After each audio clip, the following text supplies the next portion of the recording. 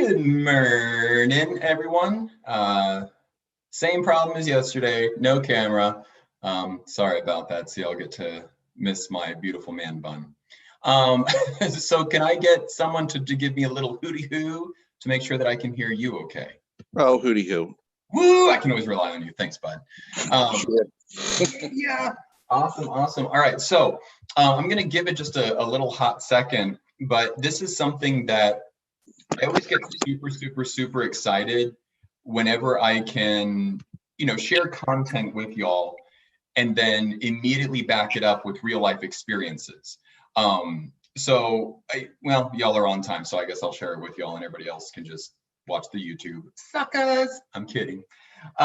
So last night, one of the agents on my team, they texted me and they kept on going back and forth. Here's the long of the short. This client called in, it was a sign call, and we had sold her a property less than 3 years ago. It was about 2.5 years ago. A property came on the market in her same neighborhood, and she called in and just said, oh my gosh, this is the perfect house. This is the perfect home. So, the agent kind of dug in a little bit deeper and was just like, okay, well, Mrs. Klein, I think we didn't know that you were in the market, so sorry that we overlooked your needs, right? So immediately we're thinking, crap, we didn't reach out to our database enough. So heads up, everyone, stay on top of your database for emotional proximity. Thank God that this was less than 3 years ago, so she remembered, but we had not communicated with her since then. So little lesson there. But anywho, coming back to the story, she was saying, no, I wasn't in the market. I just saw this property and I saw the pictures online. It's gorgeous. It has the extra bedroom that we needed. It has the extra bathroom that we wanted. It has a gigantic pool, which we were always thinking about putting in. So the client was super excited. They saw the property last night and they were texting my buyer's agent. So my buyer's agent was going back and forth with them, just saying, Stephen, what do I do? What do I do? And I'll read you some of the transcripts, okay? So basically, the agent, his name is Matt, he had reached out to this person and just said, so, what do you think after seeing the property itself? She says, honestly, this is everything. It marks all the boxes that we wanted. I know that we would have to do something quick with our current property, but overall, we're thinking about it. And this is where I'm transcribing. I do love the space and layout and the views. I love our location further south away from the power plant a little bit better. How do you think the market will look in August or September? I think that I'd be able to make a non-contingent offer then. So keep in mind, here's one of the other little things. With our team, we have a special program that's utilized through HomeLight, where we actually can purchase a person's property cash up front so they can make an offer on their dream home non-contingent. So if something doesn't quite add up with the time frame, I'm just letting y'all know that right now, she would qualify for something like that. But anywho, she kept on wanting to ask and saying, yeah, but how realistic do you think it would be to get the house? I don't want to do all the extra work, getting the pre-approvals, writing letters for no reason. Okay, so mind you, this is a $2.3 million property. So essentially, what we asked, we're just using double binds. So the probing question that we led into was, well, let's look at it this way. Regardless of the market, how many other homes are out there that gave you the same feeling as this one? So let's pause. Okay, I want y'all to break this down with me.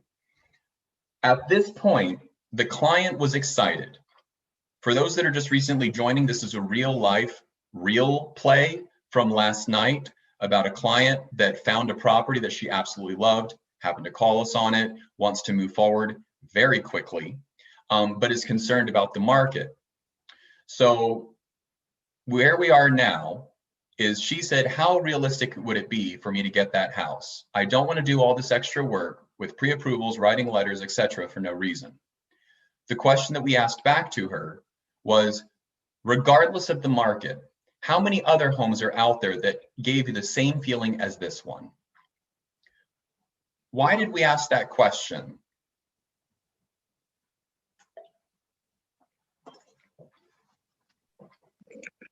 Give her options in case this one falls through. Okay, okay. So, Pull at those heartstrings. what? Okay, there you go. Tell me more about that. Tell me more about that. Well, it depends on what kind of buyer you got on your hands, right? So you might have that logical buyer that's looking at the numbers and bunching numbers and making sure it makes sense, and then you might have that touchy-feely person that is like, "Oh my God, this is the perfect entertainment home," or you might have that person that just, "Oh, this is it. I walked in, I'm in love." Yeah, that's literally it. She was not considering selling, literally, until she saw that property. Now, keep in mind, it's not ideal, but she can purchase this property without selling. Doesn't need two homes, so we're working that out on the time frame. But I'm still working with the motivation here. So Nikki said it perfectly, okay? And then Lee, you chimed in as well. I couldn't quite hear you, darling. I'm sorry. Oh, I said he's tapping into her emotions. That's it. You're tapping into her emotions because, again, she got excited about the property. She immediately backed off and said, yeah, but how realistic? The important thing to keep a note is that she immediately went into logic because she doesn't want to get her feelings hurt. She saw this property, she loved it. So now she's trying to just consider all options, and she's almost kind of giving her an exit, saying, yeah, but how realistic would it be that we would get this house? I don't want to go through all the extra work. So we tapped that emotional reaction or that emotional commitment, as Nikki, Tracy, and Lee are saying, by just simply asking, well, regardless of the market in the future, how many other homes are out there that have you feeling the same way as this one? So she immediately responded back. And she said, hold on, let me scroll down through it. Bear with me. This really did. It's hard to say. This house ticked all of the boxes that we don't have currently, and I wish we did. Namely, the 5th bedroom, the bathtub and the master, the gorgeous views, the pool, and all the kids' rooms together. It also did not need any fixing up like my current property. The only cons are the expense, the proximity to the power plant, and it's a bit farther away from the Riviera, which we do frequent. So then we simply backed it up and then said, let's look at it this way. I'm here to support you regardless. I'm just looking to seek clarity to see how I can support you. 5 years from now, which would you be more grateful for? The convenience of the extra room, pool, and lifestyle, or its particular proximities? What did I do in that moment? Or what did the agent do in that moment? She was saying it ticks all the boxes. I love this, this, and that, but I'm concerned. The only cons are about this. So the agent, we backed up and we said 5 years from now, which would you be more grateful for? The conveniences of the extra room, pool, and lifestyle, or its particular proximities? What technique is that? Double bind. There you go. It's a double bind, and ironically, it's sprinkled in with one other NLP technique. Future pacing. There you go, Junior. Nailed it. Nailed it. We actually combined a future pace with a double bind. Okay. This person was saying, the pros are this, the cons are these. So then you double bind it. Well, 5 years from now, which are you going to be more grateful for? The pros or not experiencing the cons? That's really what it's about. And in that moment is when she basically said, I think we have our decision. Let me complete the pre-approval process. At any point in time, did we as the agents have to pressure her to move forward on making an offer on this $2.3 million property? Nope. Did we have to, force her to consider putting her existing home on the market? No. Did we actually answer any of her questions in regards to what the market's going to do in the next couple of months? Nope. Do you see the glory of that? Do you see the glory of that? As we're breaking it down here, again, those are just recently joining or those that are tuning into the YouTube channel, is that this is a real life experience that happened just last night. So what we're teaching here can actually be applied. What you saw there and what we just kind of talked through for a real play was using a double bind. It was seeking out clarity, asking questions, right? Well, what's the market going to do? We gauge the emotional response by saying, well, regardless of what the market's going to do, how many other homes have you seen that elicited the same response? What do you think happened in that moment? If I were to ask you all that, and you're torn between two decisions, right? and I were to say, how many other things got you this excited? What goes through your mind?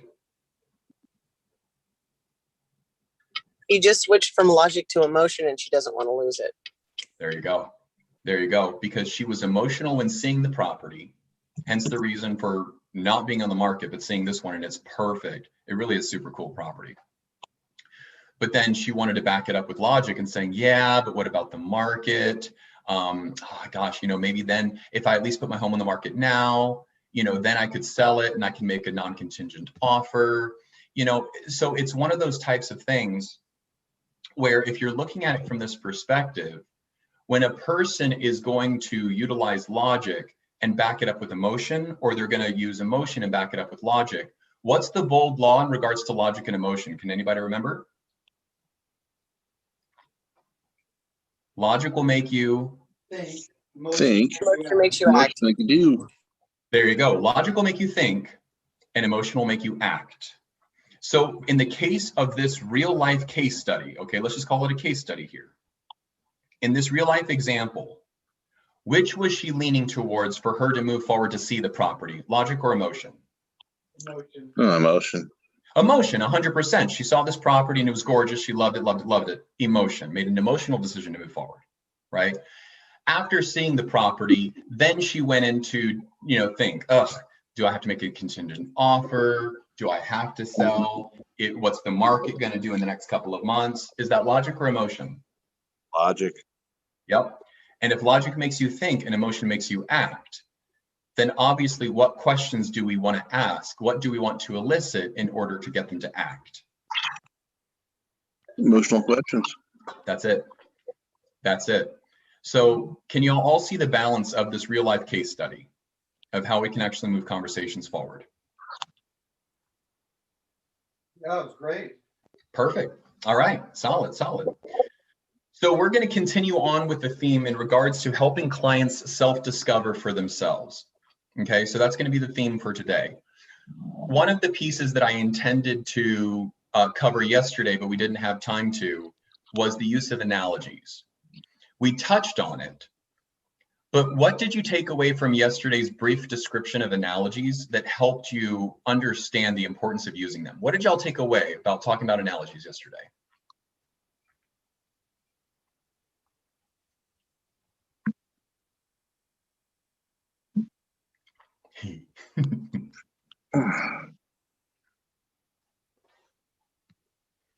First of all, what does an analogy do for the client?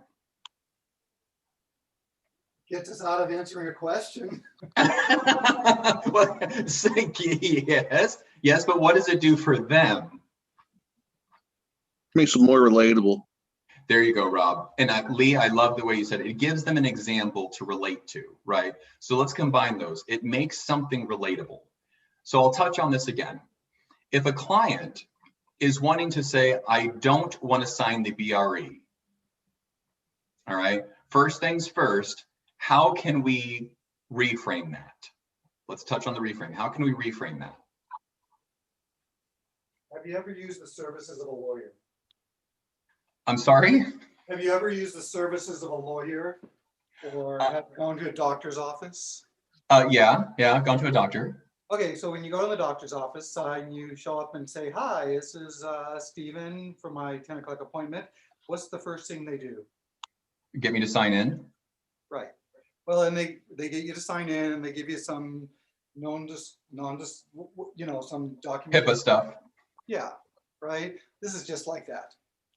Okay, so that goes straight into the analogy, right? It helps me understand a little bit further. But let's touch base on this because it is important, okay? Are you afraid of being tied down to one agent? Okay, are you afraid of being tied down to one agent? Okay, what else could we reframe that to be? If a person doesn't want to sign a BRE, what else could we reframe that to be? Well, if Rob is like, let's say he just hit the nail on the head where that's really where they're at. If we somehow knew that, I guess I would follow up with, like, if he asked that question and they say yes, I would follow up with, well, how do you know if you get the best agent? Okay, yeah, there you go. Good flow, right? So And then Junior, and then some other, and then Lee is also typing in the chat box here. I'm loving these, right? So is it because, so according to Lee, is it because you're, you know, concerned about commitment or afraid of commitment? Junior was saying, is it because you're still exploring your options? Right? Another one can be as simple as, it sounds like, you know, I totally respect that. Is that because there's something that we haven't covered that you're still seeking? Is it because you want to make sure that you see all of the inventory? Is it because you want to make sure that you're not limited in your options? Right? Whatever reframe it is. Oh, John, go for it. Could also be that you haven't shown your value yet. There we go. Yeah. There we go. Right? And this is the reason why, guys. Not always them. Sorry. Yeah, it's because a lot of times if a person doesn't exactly know what they're signing or what they're signing it for, John is 100% correct. You know, they're going to be reluctant. And it's the same thing with the listing presentation. If you cover everything and you actually ask them up front, if everything that we go over, you feel comfortable and confident with what I deliver, are you willing and able to sign the contract today? If you ask that simple question before going out to that listing presentation, I promise you it's going to save you a lot of heartache and headache, right? If what I say makes sense and you feel comfortable and confident with what we cover, are you willing and able to sign the contract today? So that also ensures that you're getting permission from them to want to move forward. So in your listing presentation, if they commit and saying, yes, I'm willing to move forward, if what you say makes sense, and I feel comfortable and confident, by the end of your listing presentation, if they're not willing to sign the listing agreement, what haven't you covered, right? It's the same thing with the buyer's presentation as well. It's the reason why contract is a strong word, right? Sign the contract, sign the agreement, all right? The agreement is a softer way of saying contract. There you go. There you go. So for a buyer broker exclusive agreement, here's the setup script that I've never been challenged on. When you're going in for the BRE, you set the expectation. I'm going to give you the overflow, okay, or the overlay. The first part is just exploring. Asking a person what's motivating this purchase. Ironically, it's similar in the listing presentation, but what's motivating this sale? What's motivating this? Tell me more about that. How is that different from what you have now? What are you really looking forward to? Tell me more about that. How is that different from what you have now? What else are you looking for? What else? What else? What else? What else? What else? You cover that all, and you just keep on cycling through those questions. Then you set the expectations, saying, so here's what we're going to do, John. We're going to see a total of 5 properties, all of which are going to be 100% matched to what you're looking for. You don't want to see properties that don't match your criteria, right? So let's make sure that the only ones that we're seeing are 100% matched to this list. Any questions? Nope. Or why only 5 properties? Let's take a pause here real quick. If a person wants to see more than 5 properties, what's that about?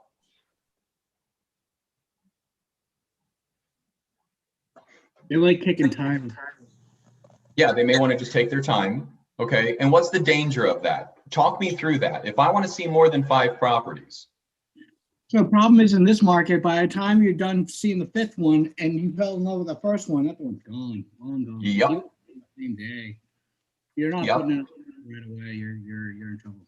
Yeah, you're in trouble. You're in trouble if you're going to see more than 5 different properties and you just want to marinate on it. So essentially what you're doing is you're setting up the expectation. You're saying, John, we're going to see a total of 5 different properties, all of which are going to be a 100% match to your criteria. You don't want to see anything that's not 100% match, right? No. Okay, got it. So we're set on the 5. Any questions? No. Or they say, well, why only 5? Why can't I see more than that? How would you explain that based on what Eddie's talking about? How would you script that out? Keyword, think fair, fairness. How fair is it? ... That's your hint.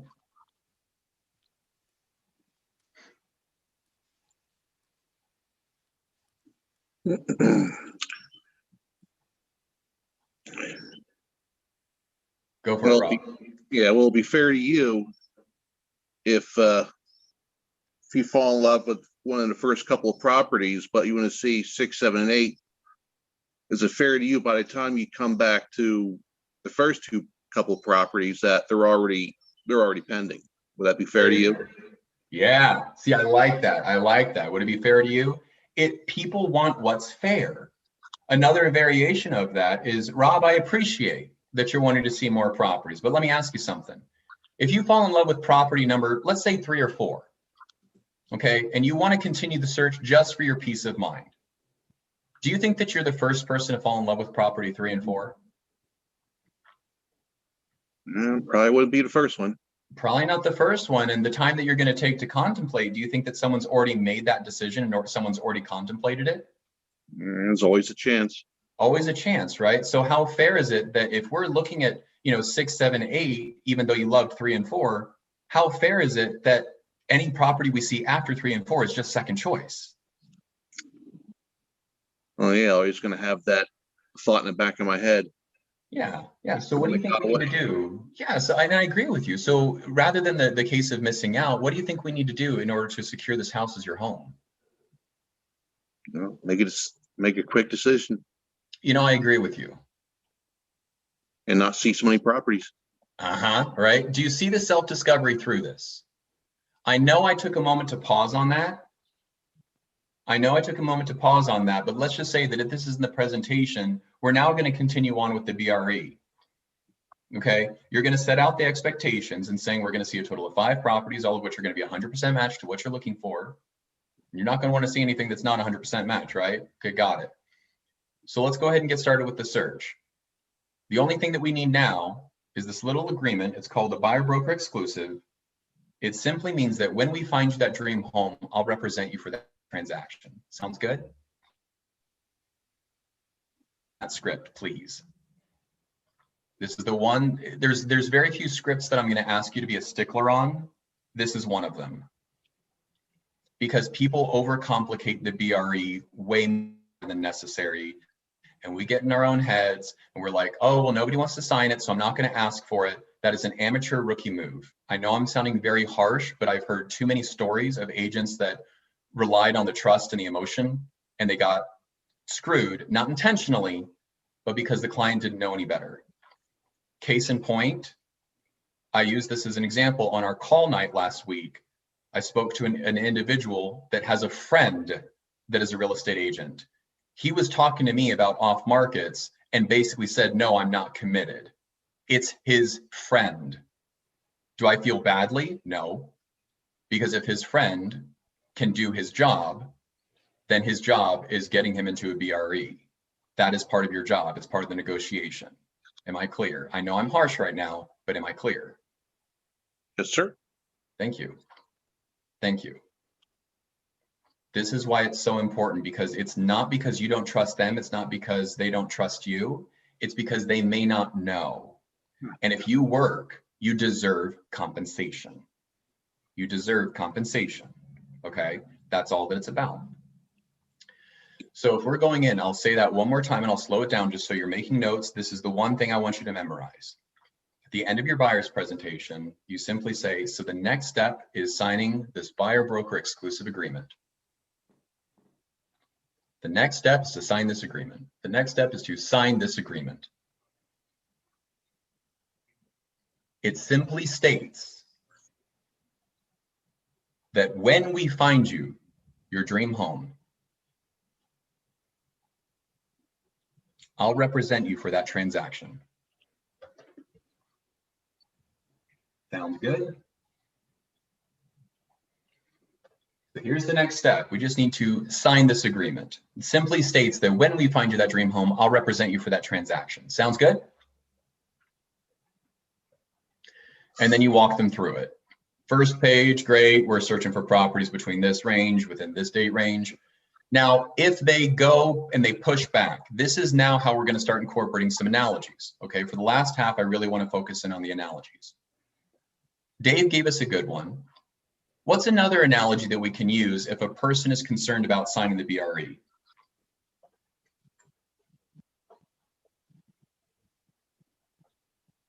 What's something that someone can easily relate to that's in relation to contracts?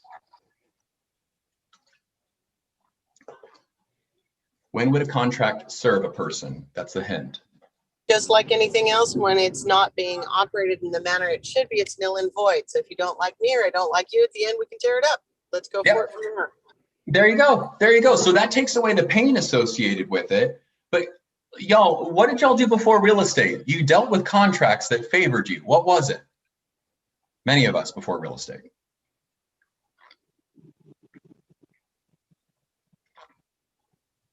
Melissa, are you able to chat? I don't know what's going on with the energy and I can't see anybody's faces, and I apologize you can't see mine, but I'm going to start calling people at random. Melissa, are you able to chat? Yes, I'm here. All right, my dear. So you still are and have always been a badass event manager. And so let me ask you something. Did you have contracts in regards to your services with events? Oh, of course. Of course. Lee, before real estate, and if you ever worked for, corporate, did you have a contract, an employment contract? Yes, sir. Yeah. Right. So do you see what I mean when I'm talking about when a contract serves a person, that's what you want it to relate to. So if you go in and you're saying, so, Lee, what we have here is a buyer broker exclusive agreement, simply means that when we find you that dream home, I'll represent you for that transaction. Sounds good? Well, yeah, right. It's like, where's the pen? Okay, we can hope for that. But if they say, whoa, wait, hold on, wait. I was informed not to sign anything. Oh, okay. No, I respect that. I respect that. Is that because, okay, so what am I about to do? Reframe. Reframe, exactly. So what can I reframe that into? How can I get her to see this in a different light? Well, I get that you don't want to sign. Is that because?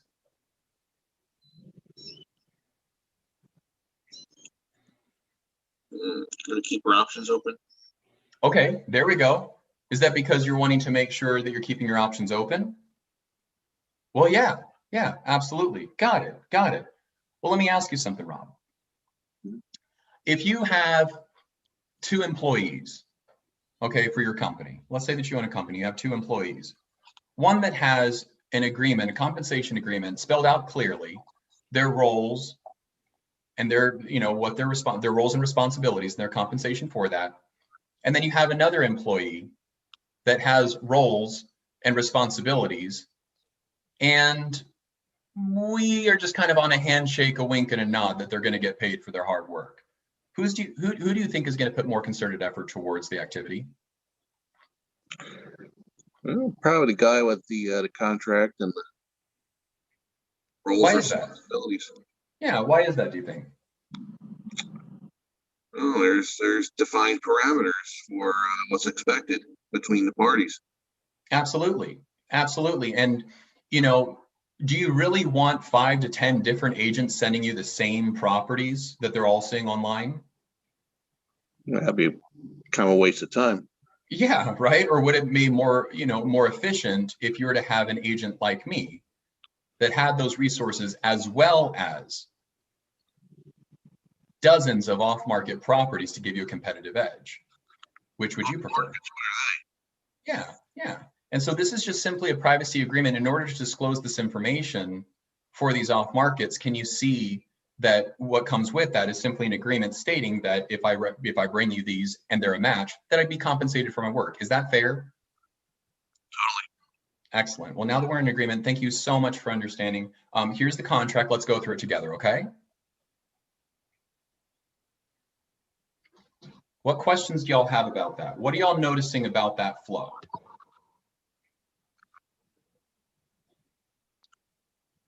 I was thinking it's just like signing a lease agreement when you're renting your apartment. Yeah, right? It's just like contracts are something, and I really do think, I don't mean to dog real estate agents here, but I think that it's a real estate thing because many of us chose this profession because we're independent, right? We don't like bosses. We like to be our own boss, and that's fine. Now, because of that, contracts to us seem to be a little bit more convoluted. Okay, I'm making a total blanket statement, so I'm not saying this applies to everybody, but do you get what I'm saying? We naturally want to kind of color outside the lines. It comes with the territory, and I'm saying this for myself as well. So when a person has an aversion to signing a contract, we get in our own heads and we think, yeah, I wouldn't want to sign one either. but it's different. And I'm going to say this at least twice so we understand it. When we don't see the value of that contract, it's because we're independent. That's us projecting our thoughts onto their objection, when in all reality, their objection is out of ignorance, not stupidity. It's out of ignorance. They don't know what they're signing. So you have to explain it. And just like Nikki was saying, is that if a person really is saying, you know, if Rob were to push back and say, Stephen, I'm just really not comfortable because what if I sign an agreement with you and, you know, I'm not getting the level of service I want? Then I'll ask the question, well, Rob, do you think that 30 days is enough time for you to know if I'm if I'm going to be serving you at the highest of my capabilities? Do you think 30 days you'd be able to assess my abilities? Well, I think so. There you go. Maybe less than that. Yeah, maybe less than that. Absolutely. So Rob, what if we're to do this? At any point in time, if you are not satisfied with my level of work, we can rip up this contract and I can send it back to you for your reference and we can part ways as friends. How does that sound? Sure, why not? Sounds good. There we go. So now it's your job to demonstrate your worth. So aside from setting them up on an automated search, which I don't recommend, but you're contacting them on a regular basis, letting them know how many off markets did you come across? If no off markets, how many conversations did you have to have those off markets? So even if you're proposing off markets and I were to call you, Rob, once a week, just say, hey man, it's Stephen, just letting you know, I contacted 30 neighbors over in Allied Gardens. None of them had an interest in selling, but I'm just keeping the loop. I'm still on the hunt for you. Any questions for me? No, you're doing a great job. Excellent. Thank you, Rob. I really appreciate it. If anything changes in your search, just keep me in the loop. Otherwise, I'm just keeping you informed, okay? All righty. How much time did that take for me to just let you know what I'm doing and demonstrate my worth? About 10 seconds. Literally, like in worst case, you can do a little video. One of our agents, his name is Matt.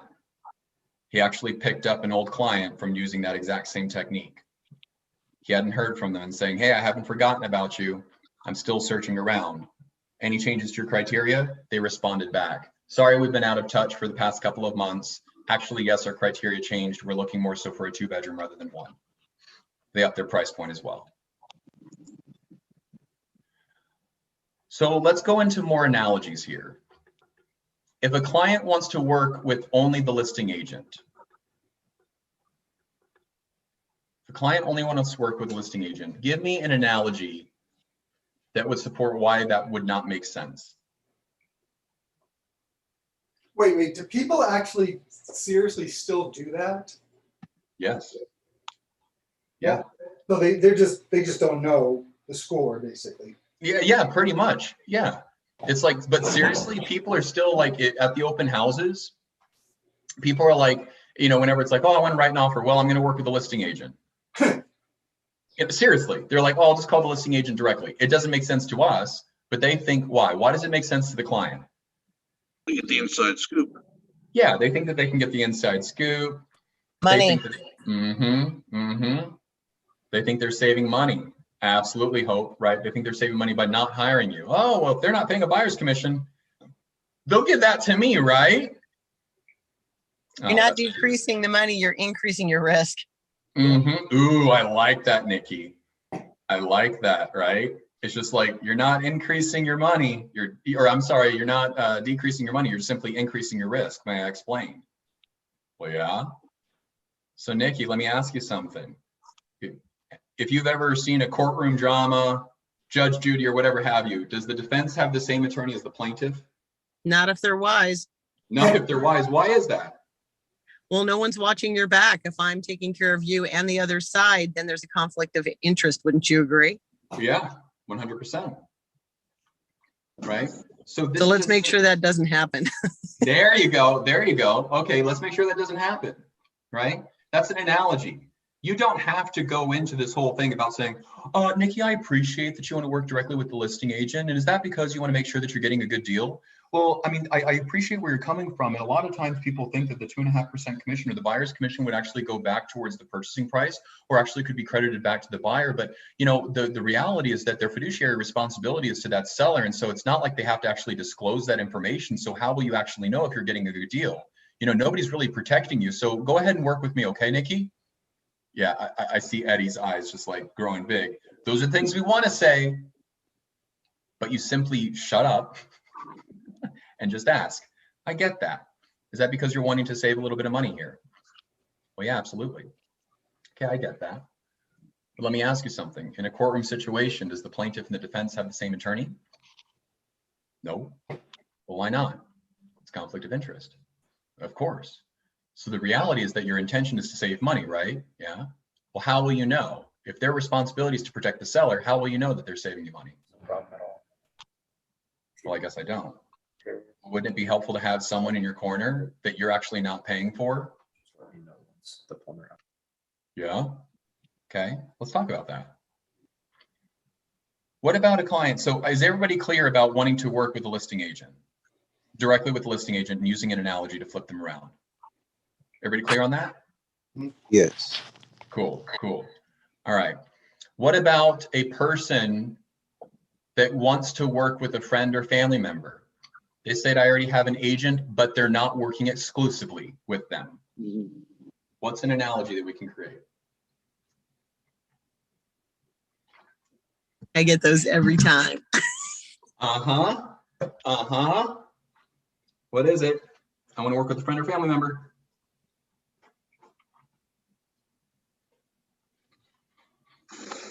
Reframe it. What's it about? Come on, guys, act alive.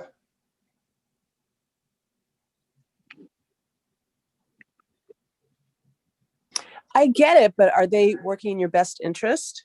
Okay.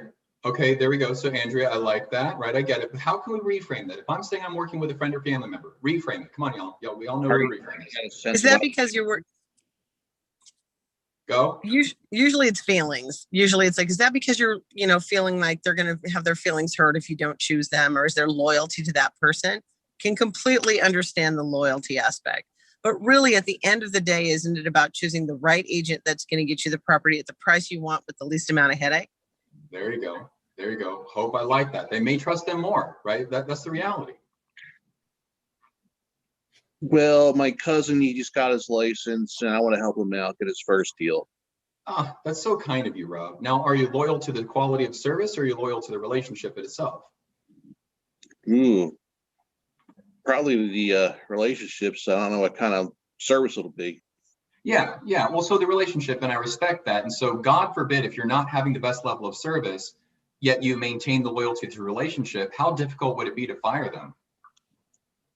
Yeah, I'd be like, I was explaining to my brother. Yeah, right. So, well, let me ask you this way, Rob. If you were to get an important medical diagnosis, is it almost expected to get a second opinion? For something like my heart? Oh, definitely, yeah. Yeah. Well, and this is just like that, Rob.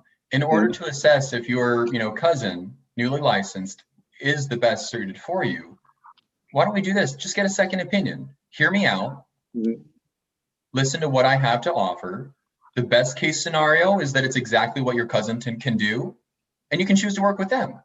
Worst case, maybe you're not thrilled with my service and you've at least got a backup option with your cousin. Either way, it couldn't hurt, right? Thanks, John. It can't hurt. Yeah, break that down for me, y'all, because I feel like I know that my energy is hopping up, but I really want to get y'all to start breaking these down for me. What did I do with you, Rob? Well, of course, the best case, worst case, you take the pain out of it, of, just meeting with you in the first place. Yeah. What did we reframe it as beginning? Technically a double bind, actually. How did I double bind it? Level of service or loyalty to the relationship. There we go. And when you said that you're loyal to the relationship because you're unsure of the service, what did I do?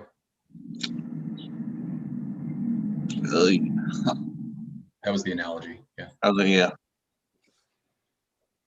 And what was the analogy? Oh, good Lord. Think doctor.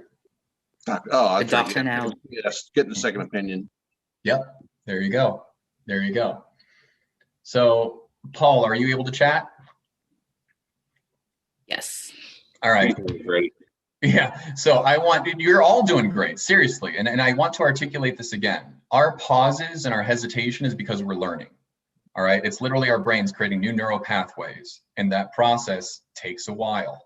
So if we draw a blank, welcome to real life, you're a human. Congratulations, you're not a cyborg. I'm still not convinced on some people, but you know.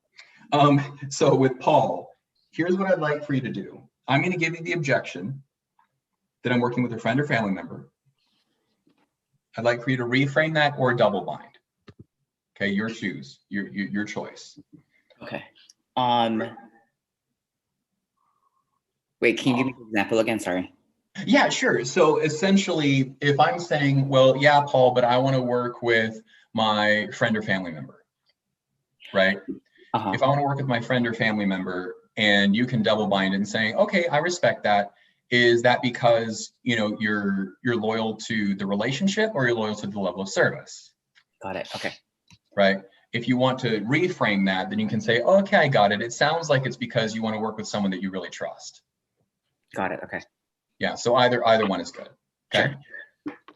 All right. So Paul, yeah, no, I love what you're talking about here. I loved meeting you at the open house, but overall, I think I'm going to write the offer with my client or with my agent.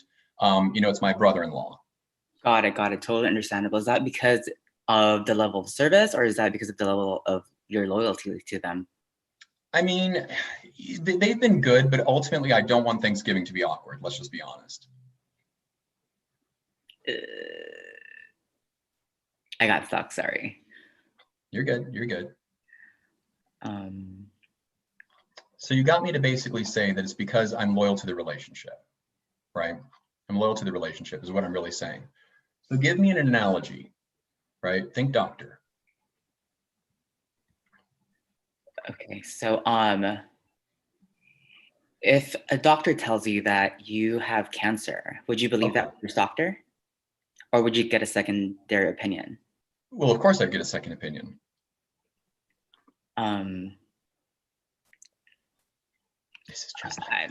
This is just like that.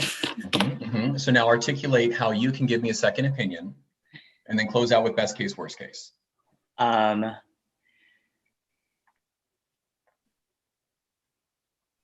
Oh my gosh, I'm blanking. I'm so sorry. You're good. You're good. This is a new skill that we're learning. It's okay. So up to this point, so go in and articulate and saying, this is just like that. So wouldn't it be helpful to hear me out, to get a second opinion, to ensure that you're making an informed decision? Would it be helpful for me to give you a secondary opinion to assure that you're getting the best decision for this purchase? Best case, I can give you something more beneficial than your other agent. Worst case, you can just stick to them and go on with the offer that you want to submit. Either way? Either way, it couldn't hurt. There we go. Right. This is, I know that I'm kind of throwing a bit at y'all to combine these different elements, but is this helpful to have these real play scenarios? These are real objections that you're going to get. These are real objections that you're going to get. So what I'm going to do is I'm going to write out, or I'll probably get to it later on this afternoon, but I do want to write out the transcription of the real play scenario from last night with that client to write the $2.3 million offer. I really want to write that out for y'all so you can see exactly how that went down. It's a perfect example of when people are torn between one decision or another, right? Well, the pros are this, the con is this. Get them to get the emotional intelligence. The pro is this, the con is this. Future pace them and double bind. Well, which are you going to be more grateful for in the future? You know, 5 years from now, which you're going to be more grateful for? The proximity or the conveniences, right? That was the question that got her to say, I think I have my decision. Let me finish the pre-approval process, right? So these methods do in fact work. And I'm so grateful that we have a moment to actually practice these. Tomorrow, I'm not going to introduce any more techniques, but all I want us to do is play with either the reframe to double bind to yes pattern, or, okay, so write these sequences down because this is what I want you to practice, okay? The sequence of reframe to double bind, to yes pattern. That's common practice 1. Common practice 2 is reframe, to analogy, to best case, worst case. Are we clear on those? That's the sequence. Those are the 2 sequences that I want y'all to practice to go for the close.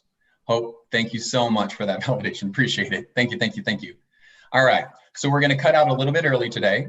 Thank y'all so much for being here. Make sure to take the remaining 15 minutes and just brushing up on the reframe into the double bind, into the yes pattern. That was covered mostly yesterday.